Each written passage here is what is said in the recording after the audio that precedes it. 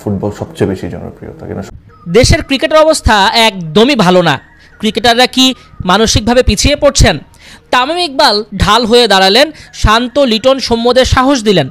তিনি বলেন, এখনও যদি আমরা মাঠে যাই মানুষ সাকিব তামিমই বলবে, হামজাকে বলবে হামজার ফুটবল গ্রাউন্ডে, আমাদের বলবে আমাদের মাঠে। দুটোকে কম্পেয়ার না করলেই ভালো। আমি নিজেও ফুটবল দেখতে গেলে হামজা সহ সব ফুটবলারদের নাম ধরে চিল্লাবো। বাংলাদেশ এবং সিঙ্গাপুরের ম্যাচও মাঠে বসে দেখবেন তামিম ইকবাল। তার ছেলে আরহাম ইকবাল ফুটবলের ভক্ত, ফুটবলটাকে অনেক পছন্দ করে। তামিম ইকবাল বললেন, বাংলাদেশে ফুটবল সব সময় জনপ্রিয় ক্রিকেটের চাইতে। হয়তো ফুটবলের ভালো সময় ছিল না, কিন্তু এখন হামজা, সমিত সোম, ফাহমিদুলদের হাত ধরে ফুটবলের গণজাগরণ হয়েছে।